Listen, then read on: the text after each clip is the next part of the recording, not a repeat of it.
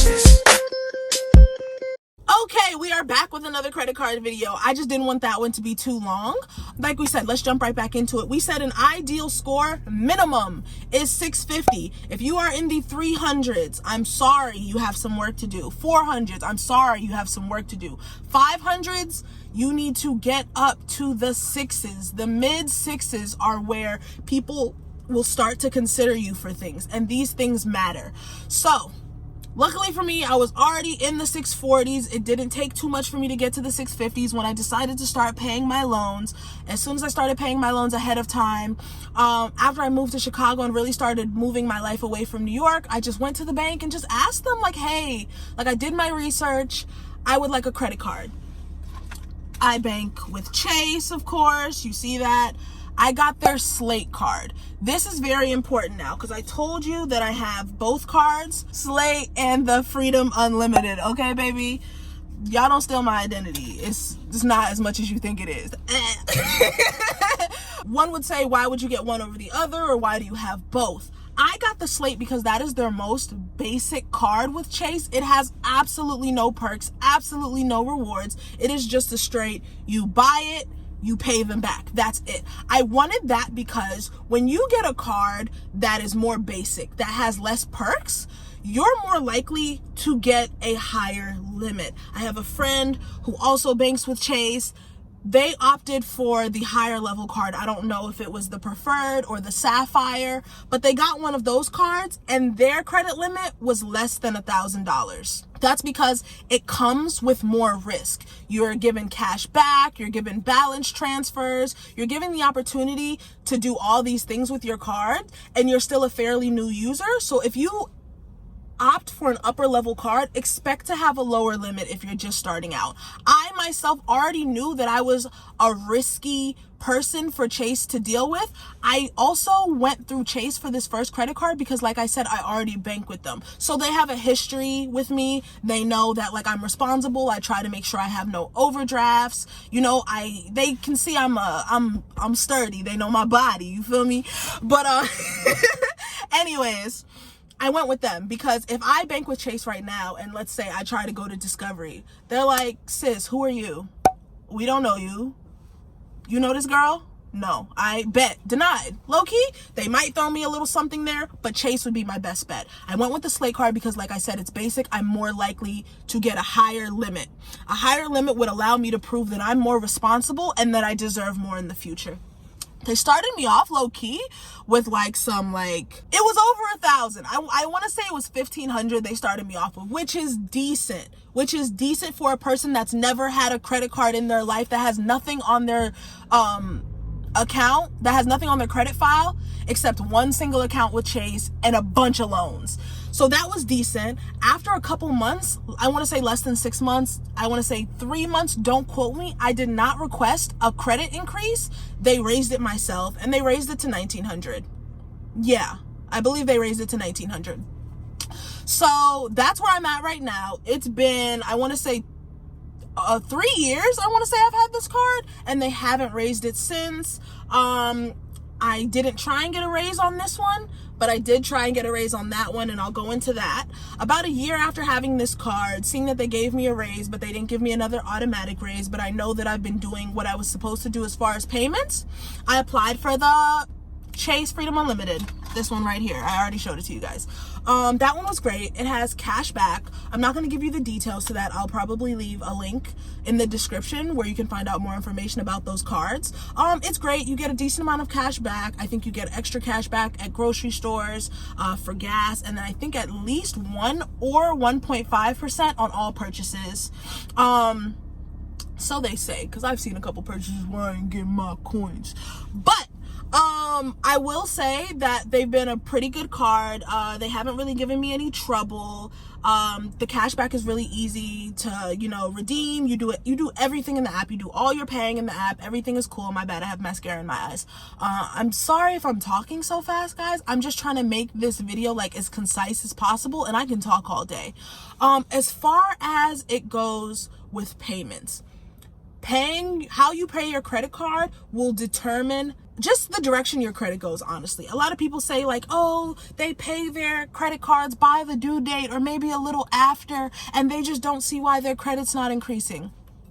What has worked for me and what I know will work for you if you stick to it is paying your card off early. I know it sucks, but honestly, the key is to really not buy anything if you don't have the money for it. That will put you in the hole faster than anything in the world. I understand maybe if you have some of it and you don't have all of it. I recently just got some work done on my teeth. It came out to like $900, baby. They told me it was going to be $400, right? $400, cool, whatever. $900, that's different. I put it on the Freedom Unlimited and I paid the $400 that I had. And then I just paid off the rest when I got to it, but still kept an eye on it and just paid off a little, as much as I could. I have never paid for something on either one of my cards after the due date. Do not do that. These credit bureaus, which are TransUnion, Equifax, and I am blanking on the last one. Wow. Sorry. Experian. There we go. TransUnion, Equifax, and Experian. Those three are your main credit bureaus, okay? Some more accurate than others. I do use Credit Karma to track my credit score, but we all know that they're not always as accurate. Your score can greatly differ. So it's always good to request an actual official report from each bureau. You can get one free report from each bureau once a year. It's free. Just cash in, you call them on the phone or do it online. They'll send you a letter and give you your full report low key. So online, I use Experian Boost. That may have to be a whole nother conversation because I completely didn't even think to talk about that. But basically what I'm saying is all those bureaus, they take a peek at your account. I've learned that. I learned that the hard way when my score started dropping and I had no idea why. My cards are due about the 20th, 21st of every month, either 18th, 20th, 21st, those 3 days. I always try and pay things off by the 15th. Why the 15th? If your bill is due on the 18th or 21st? Because they take peeks at your card. Even though your due date may not be up, they will, like, best believe they will take a look and be like, what's Shorty doing over there? Okay? This is me when I went over my utilization. I spent a little bit more than I should have on my card. I wasn't maxing it out, but I spent more than I should have on my card. But I did pay it off before the due date. Why'd my score drop? Because they didn't look at that. They had peeked on my account around the 18th, 19th, saw that I still owed some money, and they just reported it like, hey, just to let you know, it's not official yet, but Kayla ain't paid y'all back. And my score dropped. They told me it would go back up as soon as I paid it. It went back up. Cool. They shouldn't have done that, but that's just what they did. It is what it is. These card bureaus will take a look. Utilization is very important. And what is utilization? Utilization is how much money you spend compared to how much your credit limit is in total. I'm trying to think about how much the Freedom Unlimited is. My credit limit is $2,900 with them, I believe. Let's just round it up to $3,000 for easy math. Okay, so total, your credit line, you have $3,000 you can spend, right? You never want to go above 30%. 30% is like your sweet spot. That's how much you can spend on the card and nobody's gonna look at you sideways. If you spend anything over 30%, they're going to look at you like you're about to max your card out. 30% is far from 100%. We know that, but they don't give a damn. Anything over 30%, they're looking at you sideways. They're not trusting you right now. So let's say $3,000 is what we have as my credit limit. 30% of that is $900. So that was just quick maths. I dragged the zero, giving me 300, which would be 10% times 3 to get 30%, $900. I can spend $900 on that card at once before they look at me funny. Mind you, that does not mean you already owe $100 on the card and then you spend $900, because that would be $1,000. And that is 33% of utilization. You do not want that. Now, just because you can spend 30% does not mean that you should. 10% is your sweet spot. Always try to stay within the 10% range. And this is where you get those people who say, I want a higher credit limit. I want a higher credit limit. You want that because everybody who's good with their cards know that just because you have $3,000 to spend does not mean you should spend $3,000. If you max out everything that they give you, they will not trust you. So, like we said, 10% is the sweet spot. I try not to go over $300 on my card, on that one card, to stay within that 10%. Luckily, I have 2 cards. So when something happens, I roll it over to the Slate card because that's my fallback card. It's my first card. I don't do anything with it now. That's my fallback, my, emergency card, so to say. But I still watch out for the utilization on that. That card, its limit is under $2,000, which means 10% would be about $200. I can't really put more than $200. So think about it now. Altogether, my credit line, rounded up, of course, is around $6,000, but altogether, with 30% on one card being $900, 30% on another card being $600, that's only $1,200. How do you have a credit limit, a whole credit line, of $6,000, but you can only spend about $1,200? It sucks, but that's just the way it is. So always try and stay under 10%, max 30, and still always pay it off way before your due date. Don't make them knock down your door. And yes, people say, oh, the minimum payment is better than nothing, It's absolutely right. Paying back some money is always better than no money, but always try and pay back the full amount as close as you can. Sometimes I leave a balance of like 30 cents. I don't know. I'm petty. But they actually sent me a letter the other day and they were just like, hey, could you pay this? I wanted to be like, what you gonna do about it? But I paid it because I don't want to mess with my monies. But yeah. So I feel like I kind of got a little bit off track, but it was low-key relevant. Moving on more with cards, I feel like there's more I have to say. There's a 524 rule. A lot of people don't know about this rule. I just learned about this rule.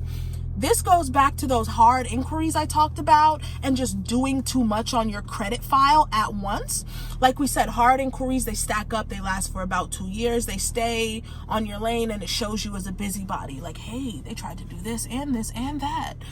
524 rule means you cannot apply for more than 5 credit cards within a 24-month period, 2 years. If you apply for more than 5 cards within a 2-year period, each company is allowed to deny you, baby, and Chase will do it flat. They're one of the only companies, the only corporations that flat out like let you know that, that's why you were rejected. And that's just basically you doing too much. Credit cards are something that people just gain over time. You can get, credit cards as, low-key as often as you want, but not really as often as you want. So when people try and see you get 5 cards within just 2 years, which is basically 2.5, maybe 3 cards a year, that's a lot. That's a lot. So don't do it. For me, I try and wait at least a year between cards. Right now, for me, I'm worried about my age of credit history. That's that 7-year sweet spot we were talking about, where you're looked at as responsible if you've maintained good credit for 7 years. Like we said, right now, my whole credit history, my whole everything only dates back 5 years. But it is important to realize that every time you get a credit card, you are knocking down your average age of credit history. It's averaged out. If you have 5 years of credit history and then you get a new card 2 years ago, when you average that out, it is no longer 5. It's about half, almost half of that. Anyways, trying to go back to that. So you would have said, okay, you have 5 years worth of credit history. You're almost at 7. What's the problem? I don't. My age of credit history is like at 2 years right now. And that's really, really bad. That's really, really bad. Because they want you to have over 10, over 20. You know how that goes. It's like those jobs that say, oh, we want new graduates with 15 years experience and a PhD. Thank you. It's just like that. It is a game, and they will play you if you fall into it. So basically, the whole point is I completely lost my train of thought. The whole point is to space out your cards so they don't come too close together. Like I said, I had one card, the Slate, and a year after that, I got the Freedom Unlimited. I've had the Freedom Unlimited for 2 years now, and I want an Amex. Like, baby, it's been on my mind. All my little rappers are talking about it, so I want one now, right? Like I said, I don't know if I mentioned it, I tried to get a credit limit increase for my Chase Freedom Unlimited. They denied it. They said they just gave me an increase, and they gave me a couple $100 almost a year ago. That's not fair with how responsible I've been. I have had 2 straight years of no missed payments. That's not fair to say I don't deserve a credit limit increase. But to be honest, I feel like the real reason is just because I don't have that much credit history. Who are they to give me more money when, even though I've proved I've been responsible, they don't see it. It hasn't been 7 years. It's been 5, but then really 2. What do? You say no. And you make Kayla go get an Amex, okay? So now what the issue is, now that my score is good enough to get an Amex, I told you I'm in the 750s now. What's the issue? You have good payment history.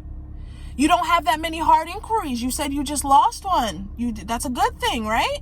You're paying down your loans. Why wouldn't you want to go get this Amex? Because now my average age of credit history is about 2 years. Mind you, I want to get to 7 just to be taken seriously, right?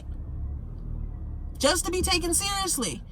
If I get another credit card right now, that would start me off with 0. Average that out again, technically 1, because there's no such thing as 0. That would split my age of credit history almost in half again.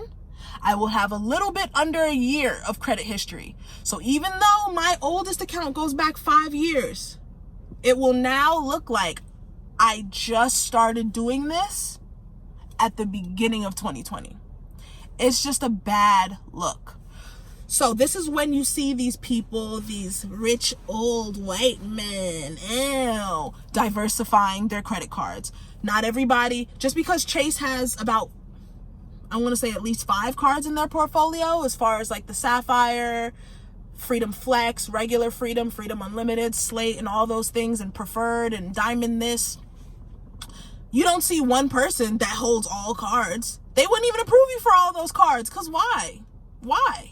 There's no point. This is when you start seeing people move into different directions with Amex, Discovery, Navy Federal, MasterCard. Other people will give you a chance once you've proved yourself. So Chase right now, they see me as I'm an account holder. I'm not going anywhere. She's good. We don't need to give her a 3rd limit increase overall on her accounts. No, she'll be fine. Now I wait until my credit is once again at this perfect place. Yeah, my score is good. My inquiries are good. I have no derogatory marks, which are those delinquencies I said, where it's where you missed a payment on something, you defaulted on something, you completely ignored something, and it went to collections. I don't have any of those. Now it's just the age of credit history. I've been moving too fast at once. You got a card 2 years ago, then you got a card a year before that, then you got a car, then you got an apartment. Whoa, mama, chill, right? Right. Okay, so you guys are getting it. Once again, if anything is confusing, if I move too fast, if this was too long-winded, please drop your questions. Like, I am here. You see me in this car? Baby, I have nothing better to do than to help you boss up, okay? This is not an advertisement. I'm not some person offering to fix your credit. No, you are gonna do that. I'm not doing any work for you, baby, okay? I'm just giving you the tools to take care of yourself, okay? Too many times we come out of school and we have no tools. We have debt and we're told we need to find a job and just make it happen. Just skedaddle, baby, go out into the world, be president. No, that's not the way it works. We need to set ourselves up. No adult Yes, my cousin taught me these things, but he was only in his 20s. Like, he was just my cousin. He didn't have to teach me shit. He just woke up one day and was like, damn, this little girl don't know nothing. And he decided to help me be a greater version of myself. And for that, I've been able to prosper. I wouldn't have been able to get an apartment with no cosigner if I didn't do that. I wouldn't have been able to have anything that I have right now without being able to have credit, without being able to have something in my name that says I'm responsible and I can handle this. You do not want to be 30, 35, 40, still having to call up your mommy and your daddy for help because the dealership don't trust your ass, because this apartment don't want to lease to your ass. It's embarrassing. Yes, like, you get a cosigner, okay, it's cool. If you handle your bills, that's fine. You know, sometimes there are extenuating circumstances, but 9 times out of 10, you have the power to determine your destiny. And as far as finances, there is no reason we can't be as good as everybody else, okay? There is no reason why we have to sit up here and stress for the rest of our lives because nobody taught us. I'm still trying to learn about taxes because, baby, nobody taught me shit. But this credit thing, I got that. You see me spitting? I'm passionate, baby. I'm passionate. I want us to do good. But this is the end of the video. I think I've said everything I need to say. Don't miss a payment on your credit card. They will eat your ass up, okay? This is Nomad Fad, baby, giving you these mean credit tips on her lunch break. I will see you guys. Bye. Love you. Follow me on Instagram now, please.